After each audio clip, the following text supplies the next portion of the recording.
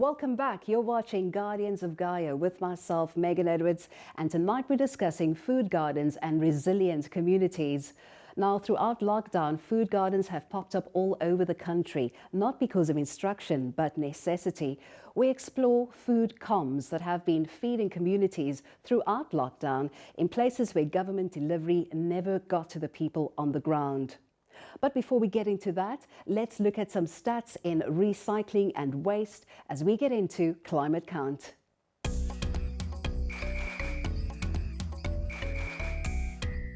Low-income communities in developing areas spend 60 to 80% of their entire income on food, and 31 million people suffer from childhood malnutrition every single year.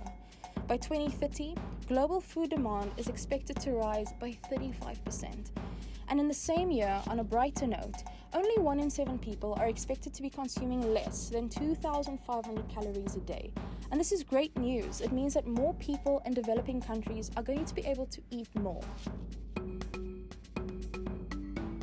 think collaborative, and can we get out of our heads a bit and leave our egos at home, and can we learn from one another?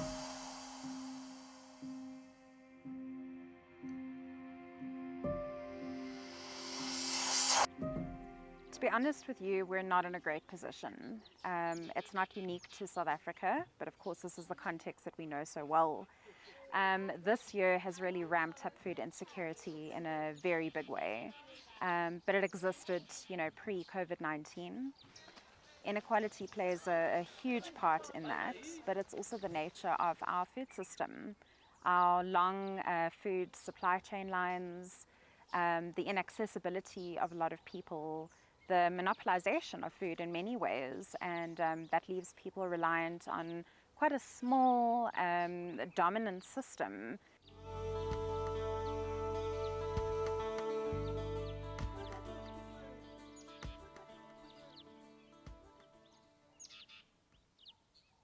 Between March and I think the present day, around 3 million people have lost their jobs in this country.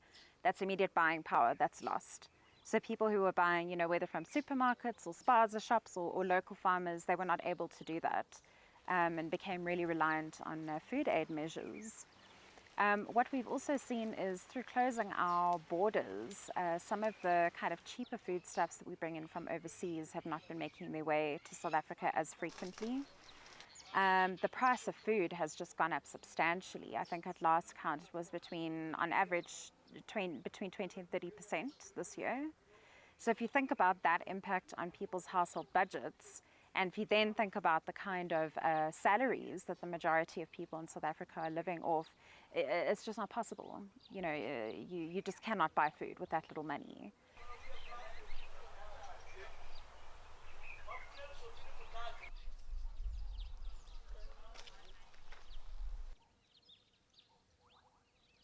So there are various kind of working definitions of what the food commons are. If you break it down into its components, something that is common is for everyone. So the food commons at its core, at its essence, is really food is available for everyone at any time, no matter what your kind of socioeconomic or political standing is. In the context of the current food system that we find ourselves in, I would argue that we don't really have a food commons as yet, or nothing that really exists in a kind of scaled or really tangible way. What we've realized during the pandemic that food security was a huge issue. So even though we are not experts in this field, we realized that we had to respond. And the community really gathered, and there was a network that formed that provided different solutions to food security. So the Makers Valley Partnership really is the sum of all the organizations that contribute to the Makers Valley. We are just the backbone organization that connects all the dots. We are this network, and really nothing would be possible without all the various players and change makers in the community. I think as the Makers Valley Partnership, we really want to focus on our community. I think different communities respond in different ways, and our local context kind of directs us in the way that we think would be a sustainable solution for our community specifically.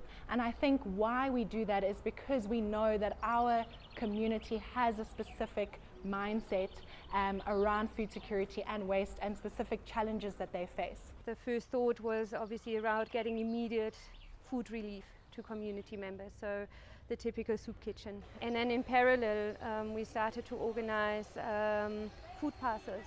A really interesting idea because we, as you might have heard already in Makers Valley, we are a lot about the local economy and the well-being. So for us the question was like, if we're going the route of food parcels, is there an alternative instead of going food vouchers to big chains? Can we keep the local economy growing? So we reached out to spaza shop owners and we started to engage with them. And then we had food parcels amongst others that actually involved the local spaza shops. So that was added to the mix. And yeah, and then many other things were added along the way to the mix into what we call our network of possibilities. It just confirmed collaborations. That's the only way to go in these projects. You can't say you're doing something in the community and it's you alone and your thoughts and your ideas that you're putting out there. And this community, for many years, people have been in the trenches doing community work. So it was beautiful to be able to link up with those people.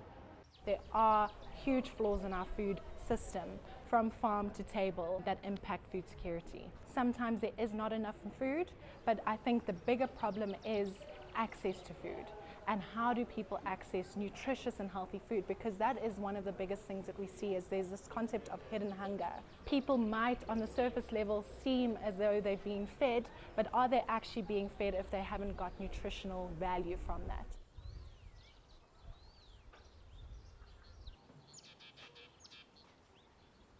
The business of large-scale farmers and bring it to the masses on a smaller scale, because the masses get involved and produce better crops.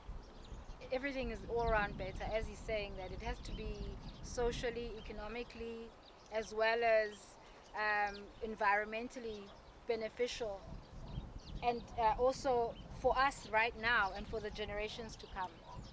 That's that's a crucial thing. You don't want, when you are vulnerable and hungry, to lose your dignity as well because you're hungry, right? For some food parcel.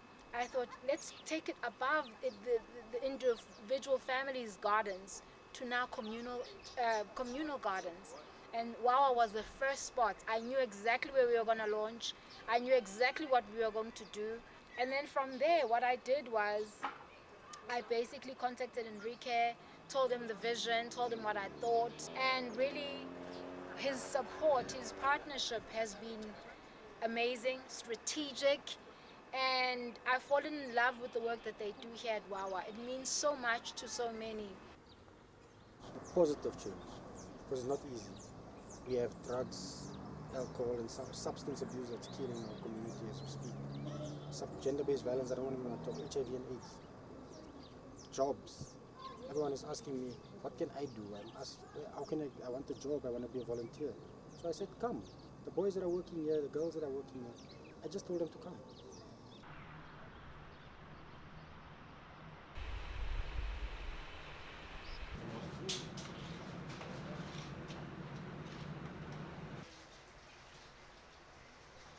So we source the food waste wherever we find it, be it from a retailer, be it from a farmer, be it from a restaurant that closes down, for example, which has been very topical in these last 6 months. We then bring it all into a central place and we redistribute that. We clean it, we check it up, we make sure it's safe, and we redistribute that to a whole network of shelters, soup kitchens, feeding schemes. So in the last 6 months specifically, we've upped our game. I mean, we've had to. Obviously, you know, hunger and scarcity has been really on the rise. I have never experienced food scarcity. But on an intellectual level, for me, to know that even before lockdown, 13 million South Africans were going hungry by the lowest UN standard. What we are hoping to see and what our end goal and vision is for a wasteless society. Because we think food waste is one of the big issues when it comes to food security. How can we stop waste? How can we see waste as something valuable? How can we be trading as a community, bartering? You might have excess in one aspect, in surplus in terms of maize, but another household might have too many vegetables that are about to expire. But how do we create a mechanism or a currency or a system that allows people to benefit from one another? And that really goes into the heart and core of a well-being economy. But as South Africans, we know this as Ubuntu. It's something that we have inherently as Africans, that we want to share and that we want to contribute to each other. But I think we've lost that, and we look to supermarkets and we look to people to come and save us, but we can actually help each other. So that is the long-term vision, and I think that is the way we can make it sustainable. A way of living is something that we want to contribute to. It's a question of who is doing the day-to-day. Gardens are a lot of work. You can see again in the background behind me, people wheeling wheelbarrows and digging in the soil and weeding, and it's actually a full-time job. So if you're working with a group of people who have committed to this process, who are championing this garden in their communities, then you have a chance. Can we understand that we can't tackle any of these social ills that we sit with globally on our own? And can we look into our communities, not so much outside, to say, hey, who's doing what? And you're on the ground, there's a lot I can learn from you. So. The earth has given us everything we need to survive. All we need to do is connect back to the earth. When we come back, we have a look at the benefits of indigenous healing, especially in a pandemic where pharmaceuticals are prioritized over natural healing. Stay with us.